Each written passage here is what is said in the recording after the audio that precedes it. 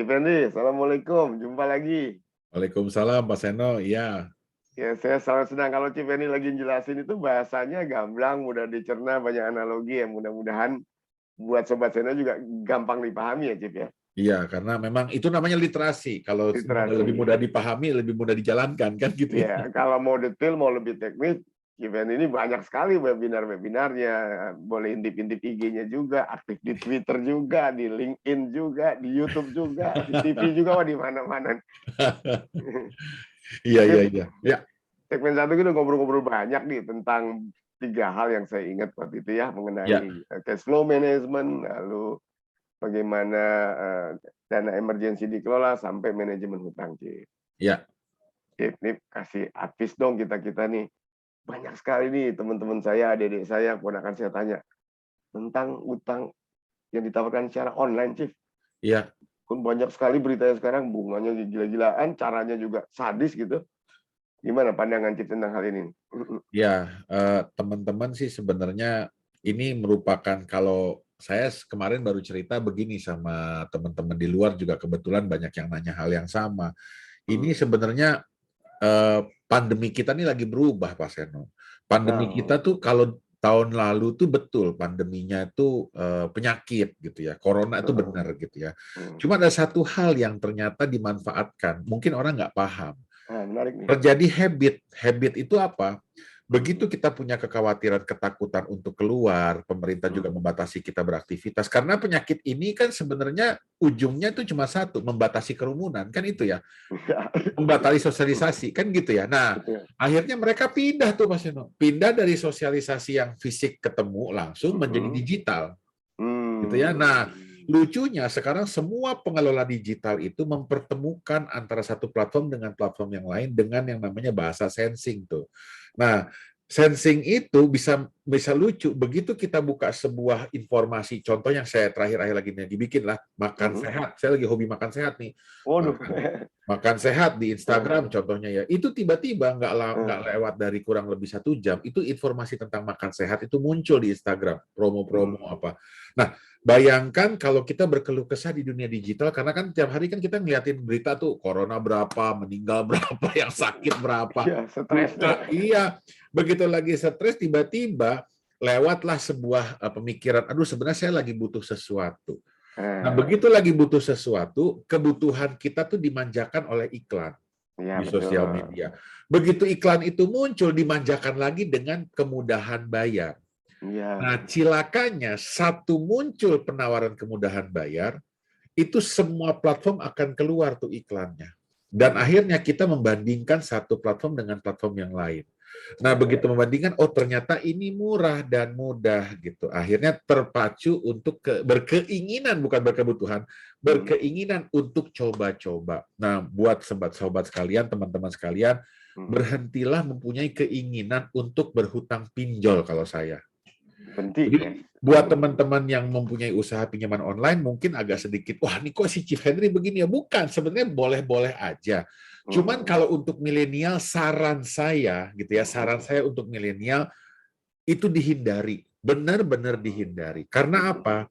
Menurut saya resiko tabungan yang resiko pinjaman online ya dengan kekhawatiran ketidakmampuan bayar itu resikonya terlalu tinggi. Gitu. Karena apa? Tidak ada agunan sama sekali. Syarat pinjaman gitu ya, begitu tidak ada agunan, maka resiko bunga ditambah. Iya, Iya, tambah. dinaikin. Terus udah gitu ada resiko reputasi di sana, kan gitu ya. Nah, saran saya kalau masih milenial, jangan jadikan pinjaman online itu menjadi pilihan pertama saat berhutang. Jangan. Gitu ya. Walaupun kebutuhan sekecil apapun, tolong direm.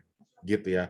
Kecuali punya kemampuan pendapatan yang jelas gitu. Kalau tidak ada yang jelas sebelum dihitung, lebih baik hindari. Bukan nggak boleh sama sekali ya, hindari. Nah, ini saran buat teman-teman. Dan perhatiin nih teman-teman. Di OJK waktu saya ikut beberapa acaranya, yang pinjaman online itu ada 100 berapa gitu ya, yang resmi gitu ya, yang OJK ketahui. Yang tidak resmi, wah lebih banyak lagi. Jamu sekarang ya. Ih, lebih banyak lagi. Nah, kejebak di dalam hal-hal seperti itu kesian gitu. Yang nanti akhirnya modus operandinya juga aneh-aneh Pak Seno. Ada yang cuma bilang, Pak udah kita transfer kemana tatonya gitu ya, gitu-gitu. Iya, betul, betul. Hati-hati buat milenial, saran saya hindari yang pinjaman online. Hindari bukan nggak boleh ya, hindari. Kenapa? Karena teman-teman saat memiliki ketidakmampuan untuk mengelola harta secara tepat, lebih baik kalau ada kebutuhan, saran saya nih Pak Seno, lebih baik begitu ada kebutuhan, diskusi dulu. Dengan Gitu. siapa, Cik? Nah, ada 2 orang. Oh. Pertama dengan orang tuanya dulu, atau pasangannya dulu, orang terdekat, diskusi dulu. Diskusi dengan orang terdekat ya. Ya, dengan orang terdekat dulu diskusi. Saya ada kebutuhan begini, terbuka aja. Ketidakmampuan saya begini dan saya perlu. Kalau untuk tujuan baik nggak apa-apa diskusi ya, mau sama istri, suami, orang tua, adik, kakak silahkan. Atau yang kedua diskusi sama orang yang mempelajari ilmu perencanaan keuangan. Nah ini Chief Henry ini. Oh iya, siapa aja nggak usah saya juga. Pokoknya yang jelas supaya mereka bisa memberikan advice, karena kalau sesuai dengan hukum keuangan negara itu, pertama dia punya kemampuan gitu ya. Kemampuan itu dilihat dari 2, kemampuan uang dan kemampuan pengetahuan. Biasanya kalau kemampuan uang punya pengetahuan belum tentu, gitu. Iya, terjebak nanti. Terjebak nanti, gitu Mas Eno. Baik tuh, Sobat Channel, kalau yang udah nonton di segmen 1 kan milenial punya 2 ini pilihan. Iya. Ada keinginan, ada kebutuhan. Betul. Kalau dikaitkan pinjaman online, bayangan saya gini nih buat Sobat Channel dan buat milenial. Tiba-tiba handphone Anda rusak dan Anda ingin ganti model kan gitu. Duitnya nggak ada, tergiur untuk pinjaman online. Jadi kata Cip Henry, sebaiknya dihindari kan gitu Cip ya. Iya. Kalaupun terpaksa pinjam online harus yang terdaftar di OJK, betul nggak Cip? Betul. Oh, tapi kalau ada pilihan lain lebih baik pinjam dengan cara lain kan Cip ya? Iya. Nah, gitu. jangan terjebak. Saya selalu cerita begini, biasakan mempunyai sebuah keinginan atau kebutuhan itu berdasarkan manfaat. Jangan berdasarkan hanya sekedar emosi semata. Karena gini, ada yang bilang, waduh handphone saya nih handphone merek baru yang keluaran terakhir, begitu dibeli setahun terakhir ini, kok tiba-tiba ya baterainya ngedrop gitu ya. Nah, terus dengan itu dia langsung berinisiasi, kalau gitu saya harus punya handphone baru. Gitu ya. Nah, di zaman yang kayak gini, handphone baru tuh nggak harus handphone yang sama atau bahkan lebih bagus, belum tentu. Tanya, kamu butuh apa sih sebenarnya dari handphone itu? Gitu. Zaman sekarang lucu nih milenial soalnya Pak Seno. Nah, gimana? Saya mau punya handphone baru supaya apa? Supaya kalau ada keluarga nelpon bisa ke nomor yang satunya. Tapi kan nggak perlu punya handphone baru kan. Handphone canggih zaman sekarang sudah bisa dua SIM card ya. Iya, terus ada lagi bilang begini, daripada baterainya cepat habis, maka saya beli handphone barunya lagi. Kan sekarang ada power bank gitu. Iya. Ya, atau gitu, ada juga alasan beli handphonenya karena kameranya lebih canggih, pikselnya lebih tinggi gitu ya, Cip, ya? Iya, itu alasan lifestyle, bukan alasan manfaat. Nah, biasakan teman-teman tidak salah sekali lagi. Saya malah menyarankan teman-teman kalau punya uang, rasakan manfaat lifestyle. Waduh, anak muda mah kalau nggak punya baju bagus ya luar biasa aneh, saya bilang. Itu silahkan bermodel-model, tapi bermodellah setelah kebutuhan utamanya terpenuhi. Gitu, Mas. Wah, cakep nih kata kuncinya. Jadi jangan terburu nafsu atau emosi untuk standar gaya hidup yang mau kelihatan keren, tapi di belakangnya berantakan nih ya, utang banyak gitu kan ya, ngerepotin orang tua kan kalau nggak bener. Iya, bahkan kalau mau jalan-jalan ke luar negeri, saya itu kalau jalan-jalan ke luar negeri sama teman-teman yang masih milenial ya, begitu mereka pulang nggak belanja barang apa-apa karena ngirit, saya marahin. Mumpung ke luar negeri, beli sesuatu di luar negeri. Beli, nggak apa-apa, harus keluarin duit untuk beli. Biasakan kita mengeluarkan uang. Jadi mengerti bahwa uang itu juga harus dikeluarkan. Karena uang itu money profiling itu wajib dikeluarkan. Cuman dikeluarkannya dengan cara gitu. Ya, nggak sembarang ya. Nggak sembarangan. Misalnya bumbung di luar negeri, wah ini ada tas bagus, mahal, 18 juta, mumpung di Prancis. Oh iya, nggak perlu. Nggak perlu beli tas semahal itu di Prancis, nggak perlu. Kalau duitnya ada nggak apa-apa. Kalau dibilang tapi saya perlu beli sesuatu dari Prancis, banyak macam-macam. Ya, kalau tas Prada mungkin lebih mahal, itu ada kok tas yang lebih ringan gitu ya, dompet yang lebih ringan yang belinya juga di Prancis, mereknya apa? Entah yang Tumi lagi promo gitu ya, beli aja. Yang penting beli, merasakan mempunyai lifestyle tapi tidak mengganggu cash flow gitu. Oh, Sobat Seno, jadi dalam konsep atau perspektif perencanaan keuangan, Anda boleh bergaya, betul Chief ya? Boleh. Boleh, wah, harus malah. Yang penting penuhi dulu yang kebutuhan dasar tadi ya, Chief. Iya. Ya kan ya? Yang Betul. dia udah siapin tabungan segala macam. Iya. Betul, betul, betul. Nah, menghindari mengenai pinjaman online segala. Chief, tes modul dulu, suara saya terdengar masih? Terdengar, Chief. Oh, barusan ada internet lagi gangguan. Chief, nah ini saya milenial nih, pengen punya cita-cita masa depan nih, Chief. Kan macam-macamnya. Ya. Mau nyiapin dana untuk sekolah sampai S3 mungkin. Ya. Atau pengen beli rumah bagus di masa depan. Ceritain dong, Chief, cara berinvestasi yang benar sejak muda, sejak dini itu gimana, Chief? Nah, arah dan resiko-risikonya, Chief. Yang jelas investasi itu yang paling sulit adalah memulainya. Ya, ya. Karena gitu kita hobi jajan ya, hobi belanja. Memulainya gitu ya. Sama kayak orang lagi enak-enaknya hobi-hobinya makan suruh diet gitu. Memulainya itu yang repot kan gitu ya.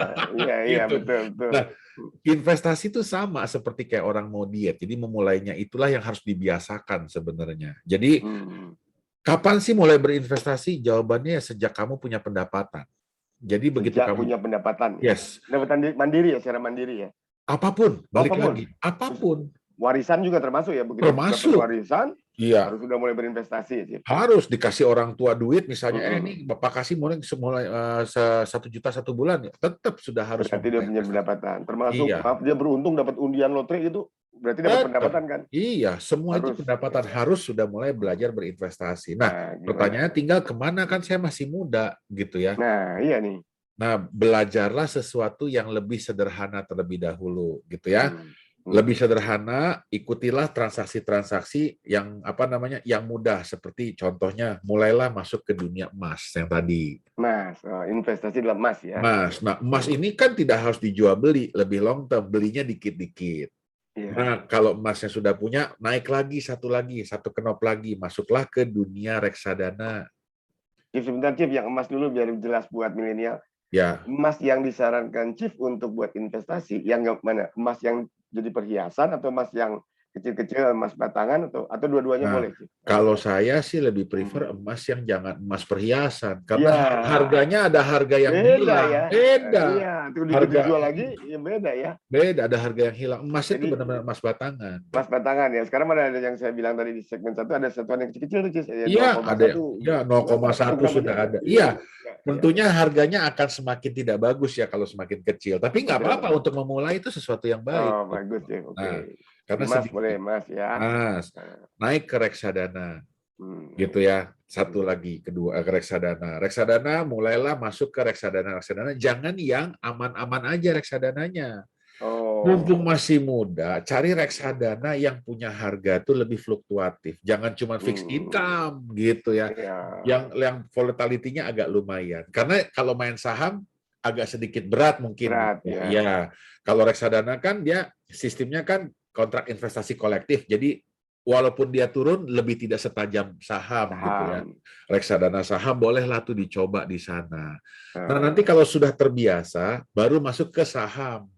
Betulan, beli ke sekuritas, masukin. Karena saham sekarang 100.000 juga sudah ada kan?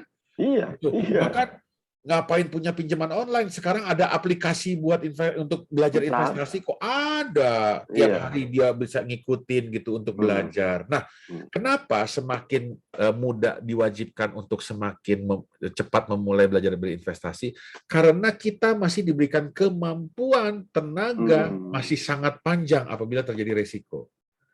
Betul banget, Cipi. Jadi masih mampu bekerja, masih sehat pikiran, tenaga dan sebagainya ya. Betul. Nah, tinggal kita batasi saja berapa nilai uang yang harus kita pakai untuk berlatih ibaratnya. Nah, investasi yang paling sulit itu bukan investasi di dalam dunia keuangan sebenarnya, Pak Seno.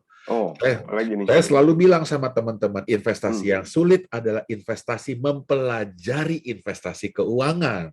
Oh, Pengalaman maksudnya. Jadi iya. teman-teman, mau si Henry ini jago sampai misalnya S3 pun di dunia keuangan, tidak akan pernah bisa mengerti seseorang tuh punya kemampuan apa, karena yang bisa ngukur kan hanya cuma masing-masing.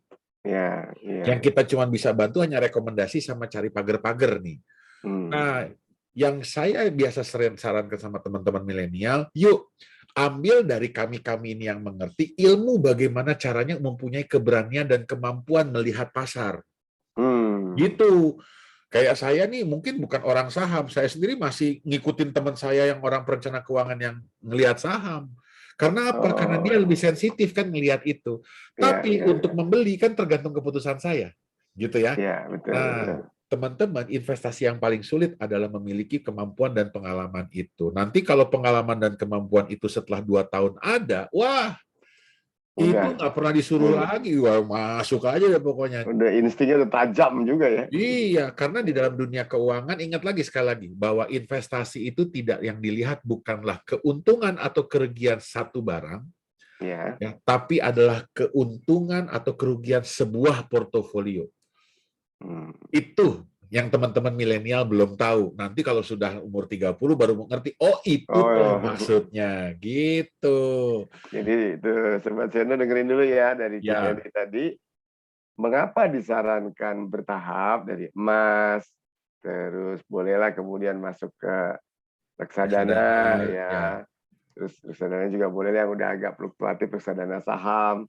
Nanti baru yang paling atas bolehlah bermain saham ya, Cip ya. ya, Kalau mau lebih berani lagi main forex atau future trading gitu kalau nanti tapi kan boleh, ya nanti boleh. setelah Iya, pinter, setelah duitnya kuat gitu. iya. Boleh, nggak ada masalah. Yang jelas kita harus mempunyai pengalaman untuk mengolah uang. Itu yang mahal dalam dunia Iya, iya investasi. betul, Cip. Karena milenial itu maunya instan, kadang-kadang buru-buru kan gitu ya. Nah, Iya. sifat buru-buru ini dipakai untuk buru-buru mengetahui ilmunya. Udah itu aja. Nah, Cip, kalau saya pakai analogi gini boleh nggak, Cip ya? Ya, SIM mobil aja atau pilot pesawat terbang aja juga bertahap kok, Cip ya. Kan kita betul. SIM A dulu kan gitu. Betul. Nanti agak berat mobilnya, lu boleh nyetir SIM B kan gitu ya. Betul. Kalau truk gandengan B1, B2 dan seterusnya. Betul. Betul. Bayangin kalau baru belajar mobil nyetir truk, resikonya kan tinggi ya, Cip ya. Betul. Dan teman-teman milenial juga Hmm. harus ingat, tanyakan sama Hmm. pilot-pilot senior yang sudah pernah membawa Nah, pesawat-pesawat canggih. nah, Ya, iya. waktu mereka duduk di belakang kokpit, apa sih yang Hmm. mereka lakukan? Tetap sampai kapanpun mereka akan baca buku panduan. Buku manualnya tuh ya, manual booknya tetap Iya, ada. Iya. apa yang mesti dicek, apa yang mesti dilihat, gimana caranya. Hmm. Mereka pasti punya itu gitu. Hmm. Nah, bayangkan teman-teman, orang secanggih apapun di dunia ini yang mengetahui investasi gitu ya, mereka pasti baca manual, mereka baca koran, mereka baca Hmm. media, mereka semua yang mereka lihat itu adalah sinyal-sinyal investasi. Karena tidak ada yang bisa nebak gitu. Jadi Iya, kalau iya, misalnya iya. ada satu orang ahli misalnya bilang ini, saya tahu nih bakal naik besok 100%. Wah, itu dukun kali ya? Nggak ada Nggak soalnya. ada. Kalau ada orang begitu, seluruh orang di dunia udah kaya Udah semua, Cip. kaya raya. Betul, nggak ada. Yang ada itu hanya gimana caranya kita bisa Iya, membaca sinyal-sinyal iya, investasi. Nah, betul, itu yang kita latih sambil bertahap naikin pelan-pelan pengalamannya. betul. Gitu. Sinyal kan ibarat, oh kalau langitnya mendung, kemungkinan besar akan hujan turun. Walaupun Betul. belum tentu juga kalau awannya bergeser ya nggak, Cip? Iya, Iya. betul. Nah, nah ini kan itu sayang banget banyak sekali yang terjerumus karena mungkin ngelihat role model, ngelihat orang-orang yang influencer ini, wah udah main saham gitu. Itu Iya. salah, Cip ya, kalau milenial belum tahu apa, main lompat langsung main saham di bursa online gitu. Bahaya Ya, nggak, Cip? Mesti hati-hati ya, sebenarnya Cip ya. ya sebenarnya hati-hati Hmm, aja sih. Yang ya. jelas gini, balik lagi teman-teman. Prinsip kalau kita naik mobil manual atau naik mobil matic sama. Jadi Hmm, mulailah dari gigi 1. Jadi jangan langsung main ya. gigi 5. Karena misalnya mobil langsung gigi 5 bisa nggak dia jalan? Bisa, tapi Bisa. ngelitik dan berat Jadi dan luar berat. biasa. Iya, kalau Ya. mau berakselerasi cepat, mulailah dari 1. Jadi kalau dia Hmm, punya duit misalnya gitu ya, hmm, duitnya 5, masukin dulu 1. hmm. Itu nanti 1 dia udah belajar, masukin lagi 2. Ya. Sudah belajar, masukin lagi 3. 3. Masukin lagi 4, masukin lagi 5. Nah, percaya sama saya, kalau teman-teman ngikutin proses alami ini, ya. Ya. Sampai di gigi 2, gigi 3, gigi 4 tuh teman-teman udah nyaman. Nanti udah di usia 30 ke 35 tau-taunya oh begini toh berinvestasi gitu. Betul, betul. Ibarat kalau kita nyetir mobil, pindah giginya udah kalau yang manual udah nggak mikir tuh Cip ya kalau orang udah Iya, kebiasaan gitu ya. iya, 5 ke 4, 4 ke 5, 3 ke 2 itu kan udah iya, udah nggak nengok lagi ke persnelengnya ya. iya. Ingat waktu pertama belajar mobil ya, waduh ngelihat spion Iya. aja kepala udah kaku. Nah, ya, takut. Sama juga dengan bermain investasi gitu ya. Iya, betul. Cip, katanya banyak orang bilang juga kalau investasi itu dikaitkan dengan apa yang mau kita tuju di masa depan, Cip. Katanya kalau yang jangka pendek, jangka menengah, jangka panjang juga instrumennya beda. Betul, Cip, gitu, Cip ya? Sebenarnya bukan instrumen yang Nah, berbeda. Yang paling gimana nih, Cip? tepat adalah gini. Hmm. Saat kita mau melakukan sebuah perencanaan untuk mendapatkan satu tujuan, misalnya contoh kita mau membeli satu buah rumah dengan harga 1 miliar misalnya gitu ya. Nah, misalnya gitu deh. Dengan kita menyisihkan 10 juta cuma naruh duit di deposito, apakah kekejar tuh nyampe dalam 5 tahun? Kan kurang lebih gitu. Bisa Nah, kegerus karena inflasi lah ya. iya kegerus-gerus Ya. inflasi, harga rumah juga makin lama makin naik. Apa kekejar, apa enggak? Nah, jadi apa yang disarankan, kita harus belajar bagaimana mencari peluang mendapatkan hasil yang lebih tinggi di tempat yang lain dengan cara berinvestasi. Lebih tinggi atau lebih cepat sekalian ya, Cip? Betul. Ya. Tinggi ya pengaruhnya pasti akan jatuhnya lebih cepat sampai kan gitu. Ya, Nah, kalau misalnya deposito aja sekarang kurang lebih 4% gross gitu ya. Sementara kalau dihitung saya butuhnya yang 12%. Di mana nih saya bisa dapat 12%? Karena ya. gap antara 4 sampai 12 inilah yang disebut dengan namanya kemampuan melihat pasar. Nah, itu yang kita harus cari bagaimana caranya di dunia investasi bisa menyajikan yang sisanya itu, mempercepat proses kita gitu. Nah, ini yang disebut dengan namanya investasi untuk menentukan dan mengejar masa depan. Oke. Gitu. Jadi cuma satu memang caranya untuk mengejar masa depan, harus berani berinvestasi. Kalau enggak, ya cara yang kedua mau nggak mau gitu. Kalau dia nggak berani berinvestasi, gunakan cara kedua, kerja keras untuk mendapatkan hasil yang lebih besar. Lebih besar ya. Ya, karena kalau untuk milenial ini pengalaman aja ya. Ada 2 cara mendapatkan uang. 1, berinvestasi dengan waktu yang lebih sempit, atau 2, berinvestasi dengan jumlah lama pekerjaan yang lebih panjang. Gitu aja. Jadi saya bisa menghabiskan waktu berinvestasi sehari hanya konsentrasi 1 jam dengan uang saya 10 juta. Gitu ya, untuk menghasilkan 2 juta tambahan, atau saya bisa menambah jam kerja saya yang tadinya 8 jam menjadi misalnya 12 jam dengan untuk mendapatkan 2 juta tambahan. Kan gitu aja sebenarnya fungsinya. Itu pilihan kita. Nah, jadi teman-teman sudah paham nih, mau nambah jam kerjanya atau mau nambah roda investasinya. Pilihan kita lagi, gitu. Wah, ini inspiring nih, menginspirasi sekali, Cip ya. Iya. Jadi kalau kayak analogi dari Jakarta mau ke Surabaya kan juga macam-macam pilihannya, Cip ya. Benar. Mau naik pesawat bisa, kapal laut bisa, kereta api bisa, jalan darat bisa, naik motor juga bisa, sepeda bisa, jalan kaki. Ya, itu tergantung pada bagaimana kita mau mana yang dipilih dan tentu ada resikonya juga ya, Cip ya. Persis. Kayak gitu. Cip, menuju sesi akhir, pertanyaan tentang investasi begini, Cip. Konon kabarnya juga harus dilihat ya. Kalau saya nih, katakanlah saya tipenya nggak beranian nih dalam risiko nih. Ya. Saya konservatif katanya orangnya. Ya. Saya tipe orang yang kalau ke dunia fantasi milihnya main istana boneka, nggak berani main roller coaster gitu. Roller coaster kan harus yang agresif. Katanya harus dikaitkan dengan itu juga ya, profil risiko dengan instrumen investasi, betul nggak, Cip? Betul, kalau itu jadi gini, buat teman-teman sekalian, resiko di dunia keuangan itu memang tergantung daripada kemampuan kita menerima risiko tersebut gitu ya. Ada orang yang namanya risk absorber, dia mau menerima resiko gitu ya. Ada yang risk taker gitu ya, yang mau mengelola risiko tersebut dengan sambil melakukan kegiatan-kegiatan tertentu macam-macam sih. Jadi kita semampu mungkin melihat apakah kita sanggup menerima resiko itu. Ya, nah kalau saya punya satu tips nih Pak Seno, kalau punya uang 100%, biasakan pakai sistem ya 1, 2, 3, 4. Nah, apa istilah baru nih, 1, 2, 3, 4. Jadi gini, 1, 2, 3, 4 itu kan penjumlahan, hasilnya 10 ya. Gitu ya. Jadi 1 tambah 2 tambah 3 tambah 4 itu hasilnya 10. Jadi begini, kalau teman-teman mau melakukan kegiatan investasi tapi belum pada kenyamanan yang misalnya dia orangnya masih biasa-biasa saja gitu ya, tidak berani lah ibaratnya Nggak beranian kalau deh, ke anggap ya dunia fantasi naiknya tadi sana boneka istana gitu. boneka aja gitu. Iya, Bukan roller gitu. coaster. Ya, mulailah dari angka 4 untuk investasi yang paling aman. Gitu. 4 itu apa? 40% masukin ke rumah Deposito bisa. dulu Oh, gitu rumah. ya. Atau masukin ke deposito. Biasanya kita sarankan yang 40% itu adanya di properti, 30% itu masukin ke rumah, ke deposito, 20%-nya masukin ke reksadana atau emas gitu ya.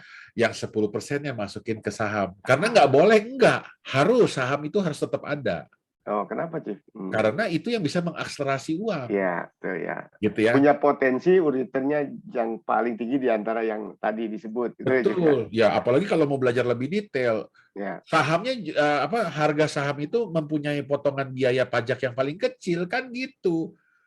Ya, iya Ya betul. kan ya cuma 0,1 dari setiap transaksi, reksadana bahkan mungkin 0% di KIK-nya kan gitu ya. Iya. Jadi kita bisa mendapatkan yang lebih maksimal.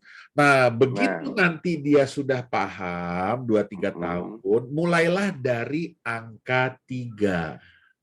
Mulai Gitu. lagi. Formulanya Jadi, beda nih ya, formula 3 ya. Iya, jadi 3-nya tadi itu apa namanya?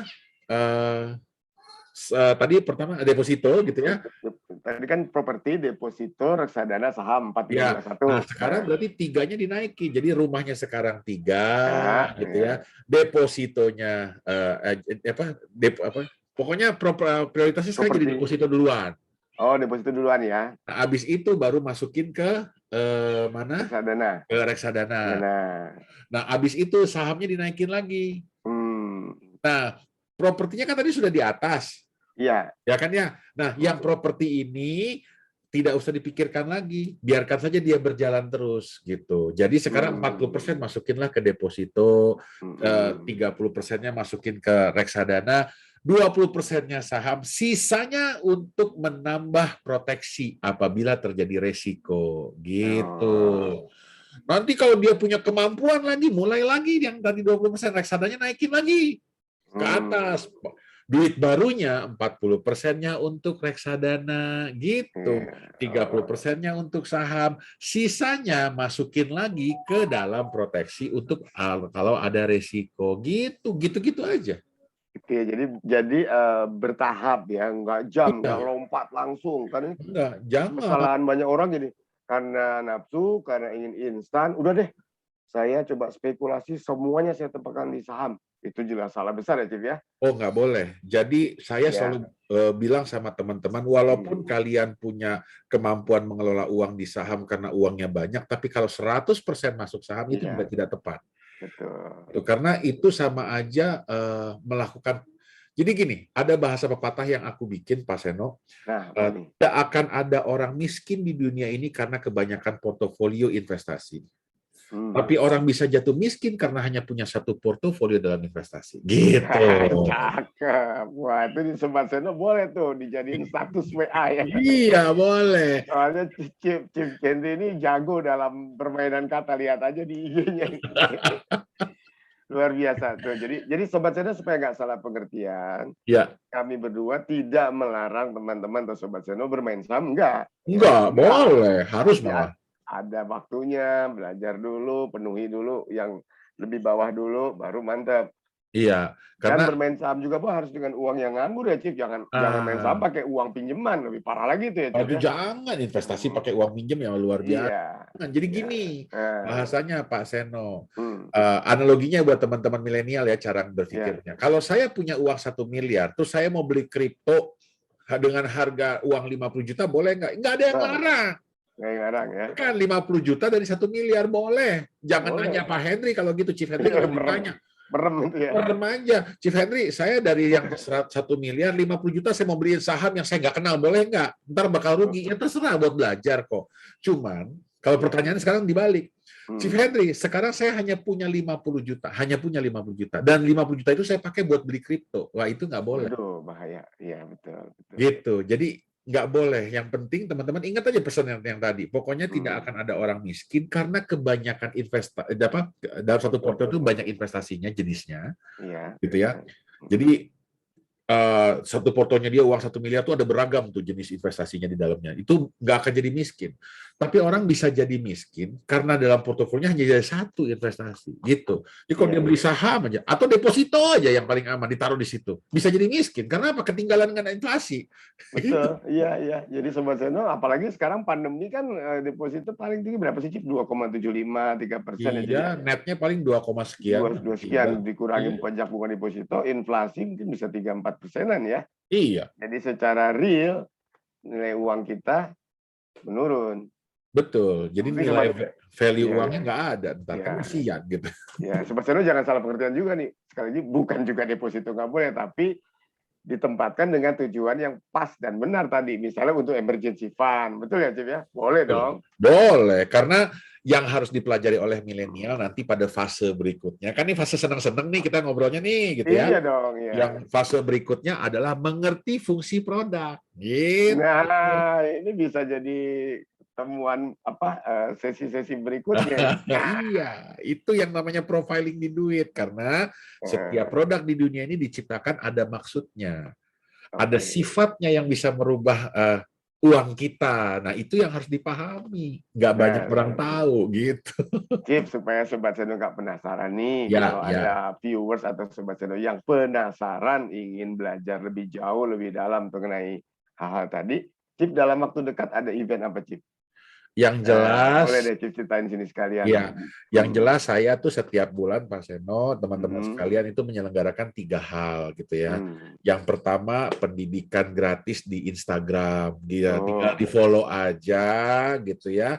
Terus dilihat di situ banyak tips-tips menarik dan kebetulan akhir-akhir ini kenapa lagi membiasakan diskusi mengenai program proteksi karena memang lagi masanya corona gitu. iya. Jadi sering-sering mau memberitahukan bahwa proteksi itu penting gitu ya. Jadi itu Iya. kalau mau gratis bisa lihat Instagram tinggal dicontoh.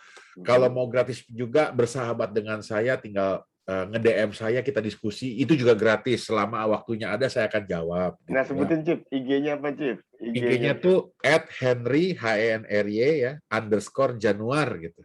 Kita ulangi ya. Jadi itu Sobat Seno, kalau mau berteman sama ini atau mau follow Cip Henry, Ya, @Henry_Januar pakai J ya. pakai J Pakai Januar J. seperti bulan Januari tapi nggak ada I-nya gitu. Iya, selanjutnya kalau Henry udah Januar. berteman, Cip Henry ini senangnya dipanggil Cip ya, bukan Bapak, bukan Om.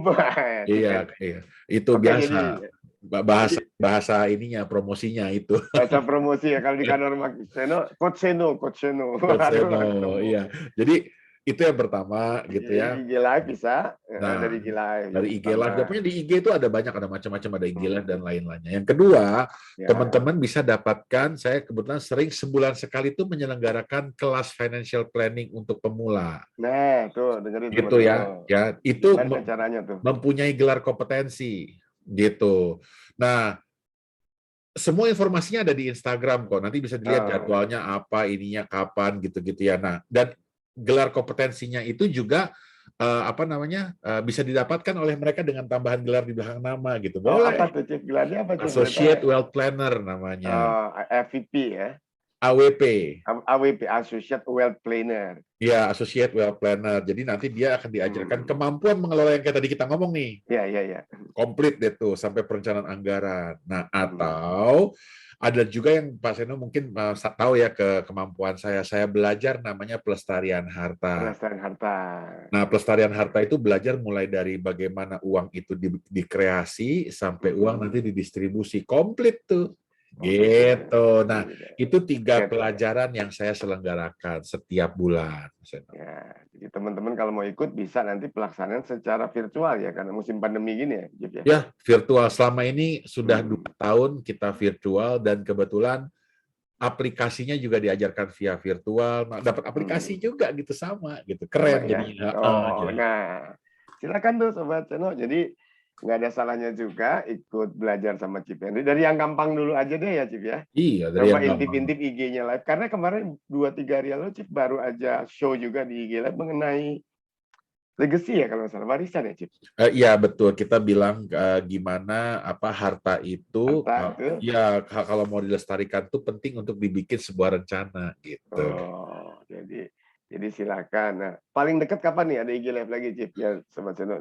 IG Live lagi kemungkinan minggu depan ada 2 IG Live gitu ya. Satu Heeh. dengan diajak oleh salah satu sahabat dari Surabaya gitu ya, karena kebetulan sedang ada pertanyaan mengenai pentingnya menyisihkan uang untuk generasi kedua gitu ya. Oh, heeh. Yang satu lagi kemungkinan besar sama satu pengusaha, dia nih kebetulan orang yang baru dapat ibaratnya dana dari orang tua gitu ya, duit modal untuk usaha bakmi Hmm. gitu. Nah, Oh. jadi usaha bakmi ini sudah maju gitu ya. Nah, dia mau Hmm. apain gitu ya? Kebetulan dia menggunakan strategi apa yang diajarkan dan 2 tahun ini cukup sukses gitu.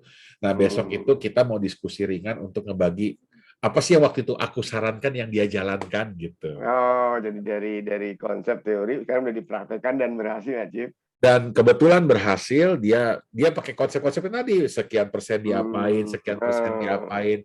Cuman yang dia mau sharing tuh ternyata ada satu titipan pesan, sabar itu. Apa? Jadi sabar. Oh, sabar. Ya, ya, setuju, Karena setuju. investasi itu butuh kesabaran. Iya, Ada orang betul. kan pengen otot gitu ya. Nah, Oh, Mas, masih muda soalnya ini dan terkenal gitu. Sekarang mie-nya oh, terkenal lagi viral gitu. lagi viral. Betul. Jadi Jadi harus sabar supaya nggak gerasak-gerusuk ya. nah dia Baik. kita ajak untuk sharing gitu. Oh, Sobat Seno tuh. Jadi kalau ikut ngintip di IG Live-nya, nonton, bisa banyak belajar tuh tentang bagaimana pengelolaan harta untuk generasi kedua. Tanpa belajar bagaimana tips-tipsnya yang di Januari telah diterapkan untuk bisnis bakmi gitu ya, Cip ya. Iya.